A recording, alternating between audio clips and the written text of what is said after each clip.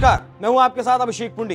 बिहार की राजनीति में आखिर क्यों नीतीश कुमार अपरिहार्य बने हुए हैं और अपने हिसाब से सत्ता का स्वाद चख रहे हैं, क्योंकि कभी लालू तो कभी बीजेपी के साथ भागकर सत्ता हासिल करना इनकी जो है अब आदत सी हो चली है और अब एक बार फिर नीतीश बीजेपी की गोद में बैठ गए हैं। क्या है पूरा मामला, इस रिपोर्ट में देखिए।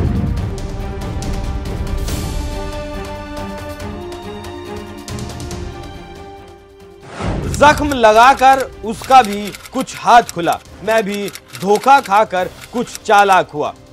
लेकिन ये शेर बिहार की आरजेडी और बीजेपी दोनों के लिए है कि चोट खाने के बाद भी वो नीतीश के पास खींचे चले आते हैं और बिहार की राजनीति के एक दशक से नीतीश अपरिहार्य बने हुए हैं। भारतीय राजनीति में कुछ कहावतें और कुछ पुराने नाम आज भी मशहूर हैं, जैसे मौसम विज्ञानी अगर बोला जाए तो आप समझ जाएंगे कि ये उपनाम रामविलास पासवान के लिए है, और अगर पलटू राम, पलटू चाचा या ऐसे और कई मुहावरों से संबोधित किया जाए तो आप समझ जाएंगे कि बात बिहार के सबसे ज्यादा बार सीएम रहे नीतीश कुमार की हो रही है। आज एक बार फिर मीडिया की सुर्खियां पा रहे हैं नीतीश कुमार। जी हां, और खबर है कि नीतीश लालू की गोद छोड़कर फिर बीजेपी की गोद में जाकर बैठ गए हैं और लग रहा है कि इस बार 2024 का लोकसभा चुनाव बीजेपी जेडीयू के साथ मिलकर लड़ेगी। हालांकि इसे लेकर कोई औपचारिक ऐलान अब तक नहीं हुआ है, लेकिन खबर है कि नीतीश कुमार महागठबंधन सरकार के मुख्यमंत्री पद से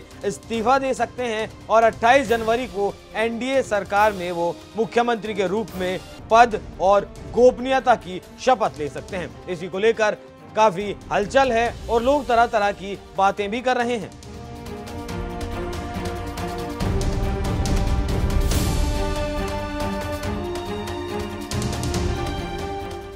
जानकारी देते चले कि आरजेडी सुप्रीमो लालू यादव भी सक्रिय हो चुके हैं और अपनी तरफ से चाल पर चाल चल रहे हैं और सरकार बची रहे इसलिए हिंदुस्तानी आवाम मोर्चा के अध्यक्ष जीतन राम मांझी से बात उनकी चल रही है और डिप्टी सीएम पद का ऑफर दे दिया गया है ताकि अगर नीतीश हटे तो सरकार बनाने का जुगाड़ किया जा सके। लेकिन दिल के अरमा आंसुओं में बह गए और लालू को ज्यादा खुशी नहीं मिली और जीतन राम मांझी के पुत्र ने इस तरह की खबरों को खारिज करते हुए कहा कि हम एनडीए के साथ हैं। अब आरजेडी की बड़ी बैठक 27 जनवरी को होने वाली है, देखना होगा कि इस बैठक में क्या फैसला होता है। लेकिन एक दिलचस्प बात यह है कि अब बीजेपी नीतीश के साथ सरकार बना रही है, ये कंफर्म है और 2024 लोकसभा का चुनाव भी वो साथ ही लड़ेगी। लेकिन बिहार के गृह मंत्री शाह ने एक बार क्या कहा था तो आप खुद सुनिए। एक बात स्पष्ट कर देता हूं, किसी के मन में ये संशय हो कि चुनाव के परिणामों के बाद नीतीश बाबू को फिर से भाजपा एनडीए में लेगी तो मैं बिहार की जनता को स्पष्ट कह देना चाहता हूं और लल्लन बाबू को भी स्पष्ट कहना चाहता हूं, आप लोगों के लिए भाजपा के दरवाजे हमेशा के लिए बंद हो चुके हैं। माताओं भाइयों, बात स्पष्ट कर देता हूं, किसी के मन में ये संशय हो कि चुनाव के परिणामों के बाद नीतीश बाबू को फिर से भाजपा एनडीए में लेगी तो मैं बिहार की जनता को स्पष्ट कह देना चाहता हूं और लल्लन बाबू को भी स्पष्ट कहना चाहता हूं, आप लोगों के लिए भाजपा के दरवाजे हमेशा के लिए बंद हो चुके हैं।